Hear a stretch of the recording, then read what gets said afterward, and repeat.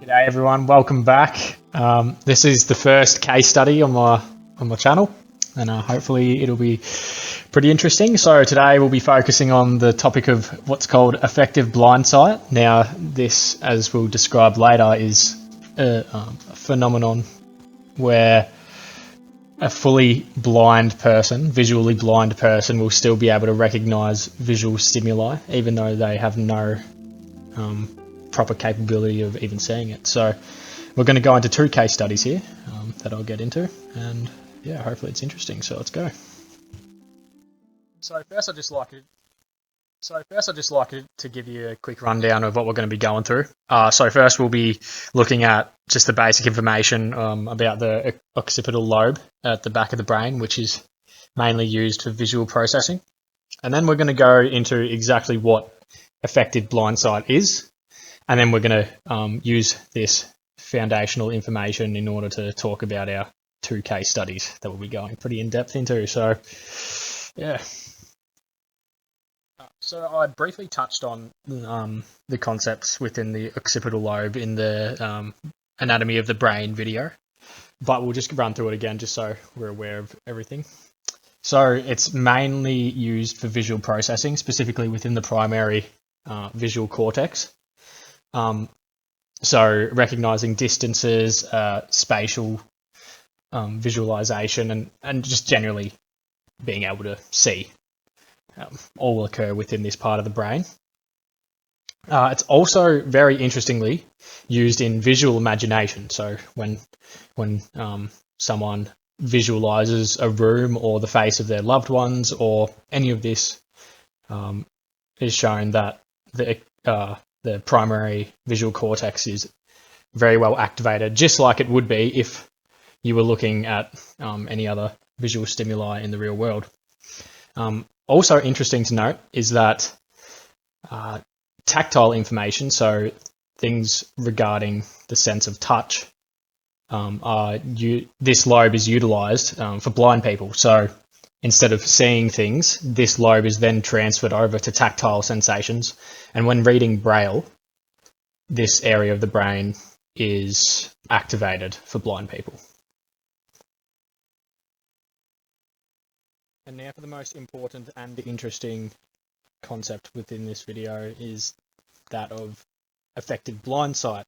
Not to put a positive spin on it, obviously it's quite tragic being blind. However, this condition is one where people are still able to interpret and perceive visual stimuli despite being completely blind. Now, this is quite rare, and most blind people are completely blind and do not have this, I guess you could say, advantage. However, some are still able to retain this. So what I mean by being able to interpret visual stimuli is they can't necessarily see anything, but more so they can see the foreground and background of objects in their environment and be able to, as we'll see, navigate through their environment at times, and also can develop fear responses when conditioned to objects, even though they can't see them. I might go into that later, but for now we'll focus on our two case studies, TN and Helen. Now, TN was a man who is anonymous and remained anonymous for the purpose of the study on him. And he showed classic examples of affective blindsight. And amazingly, he had full blindness and was still able to walk down a long obstacle-filled hallway. And these obstacles were varying in sizes and colours and distances, and yet he was able to navigate through all of them, as we'll see. And Helen was a monkey who was able to do a similar thing in her environment and navigate through obstacles, climb trees, and even interpret other visual stimuli within her environment despite having near full blindness. And what's important to note here is that the case study of TN, the blind man, is still yet to be explained, and there's no full explanation, but hopefully in this video we can delve into what the explanation might be, and where the research can go from here in order to reach an explanation. So let's get into it. So now we're going to go into our first case study, and that is of TN, as he's known. So, as I said, he never gave his proper identity.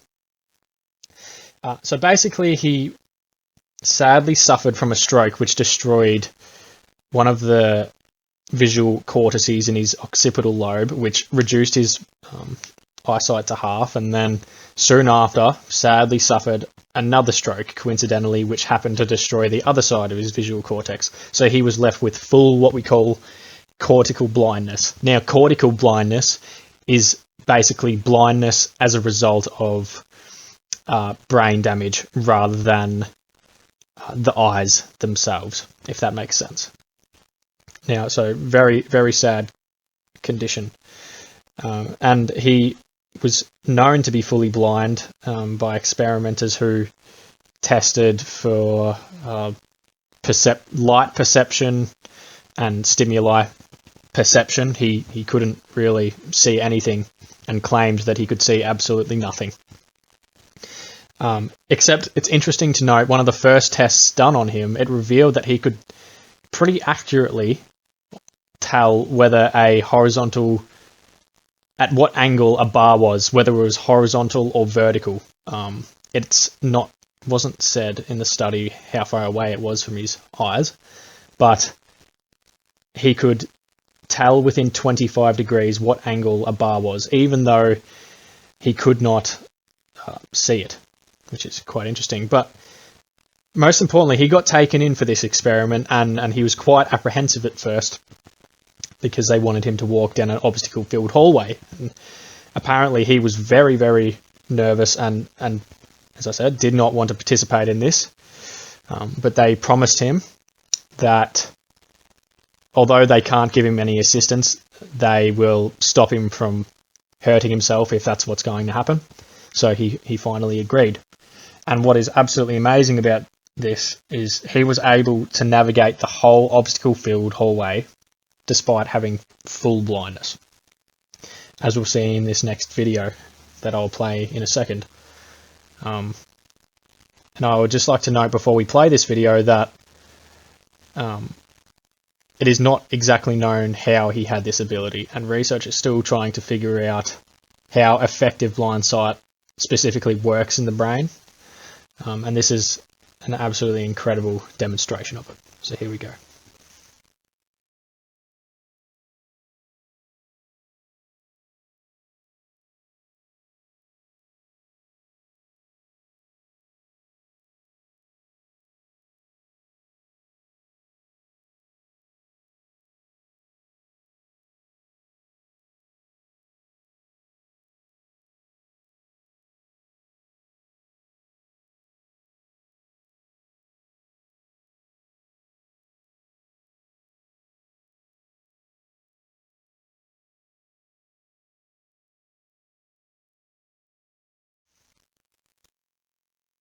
So there, we just watched the video of TN walking down that hallway, and to be honest, it obviously does seem quite unbelievable. It's very hard to believe that he is fully blind and that he was able to avoid small and large obstacles alike in a hallway at that length, at that pace.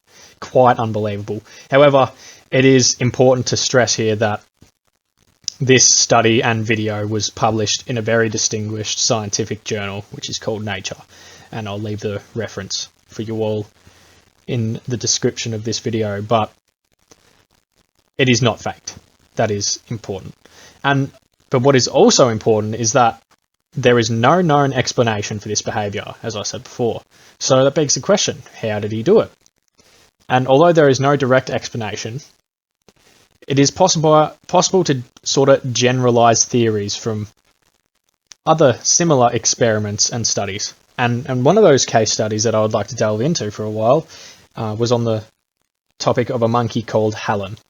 Now, Helen similarly suffered from cortical blindness, just like TN, and showed some very similar behaviours to TN. And I'll get into Helen in a sec. Yes, it is. I'd just like to thank and credit nature for their video, because it's a very interesting video, and it's absolutely incredible that an individual that is fully blind is absolutely able to do this, to pull off such a feat. So anyway, let's get on to the topic of Helen the monkey. Now we're talking about Helen the monkey. Now, Helen the monkey was a monkey that was kept in captivity over the period of, I believe it was 4 years, and she suffered cortical blindness, just like TN. Both of her visual cortices and her occipital lobes were severely damaged. However, she managed to retain a tiny bit of eyesight in the top right corner of her vision, sort of in the periphery of her vision. But it's crucial here to note that this did not have any effect on her perception of the stimuli we're going to be talking about in this video. So we won't really go into that too much, but it's important to know. Just a fun fact really quick is that she underwent roughly 25,000 trials over the course of the 4 years that she was studied, which is obviously very, very large amount. But most importantly, she gained the ability over time, after being placed in an open field over these 4 years.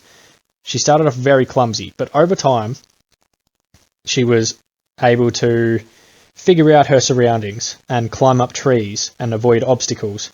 And they wanted to test this, and they set up a small obstacle course for her, and she was able to run through the obstacles very intricately, just like TN. Run through the obstacles very intricately and avoid them, despite having nearly full blindness. And what they found after testing Helen was that she had gained back the ability to recognise the foreground and background of objects. So a simplified way of representing this would be that, I guess, she could perceive the outline of objects in her visual field. However, this meant that she couldn't detect distance. If objects were held out in front of her, she could reach for them and she knew where to reach, but she did not know how far to reach. And this was alike shown when she was running around in the open field. But she could sort of interpret the distance when she was running towards it. But when she was stationary, this wasn't the case. And what was also found, and what is also, I guess, quite obvious now, is that her focal vision was pretty much non-existent. And so focal vision is the vision surrounding what your eyes are focused on. So right now, if you're watching this, that would be your screen. Or perhaps you're just listening to this and you're looking at your phone or whatever is around you. So that was pretty much non-existent in Helen, but her ambient vision had greatly developed. And ambient vision is sort of the peripheral, I guess, unconscious vision that surrounds spatial awareness and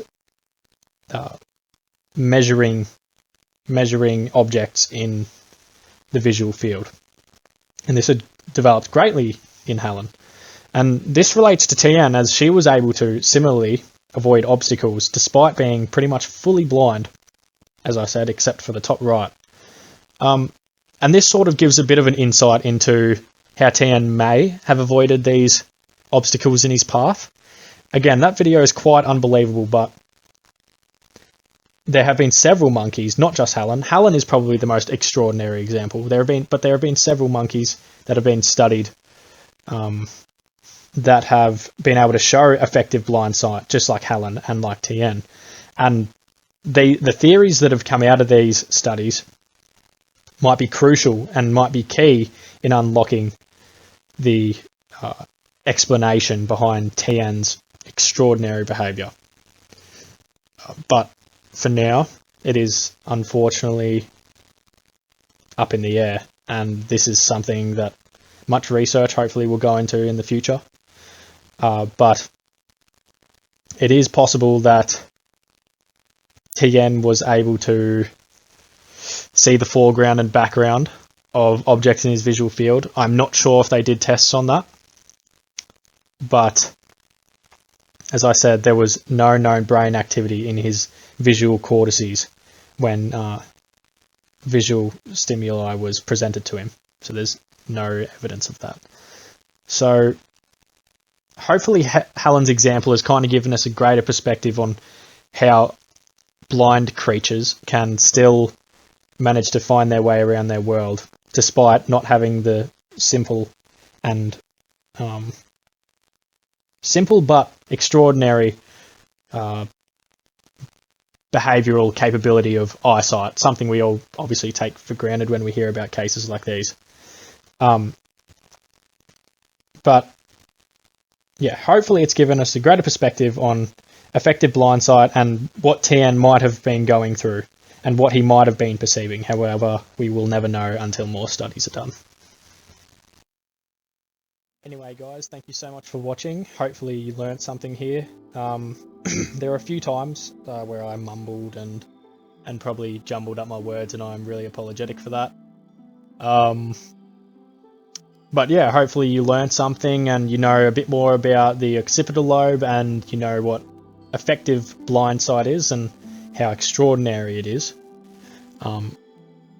Quite a new concept in the history of science, I guess you could say. If you're interested in any of it, it's all in the description of this video. But again, thank you for watching. Hope you enjoyed the first case studies that I've discussed on this channel, and I look forward to next time. It was good doing this video, so thank you very much.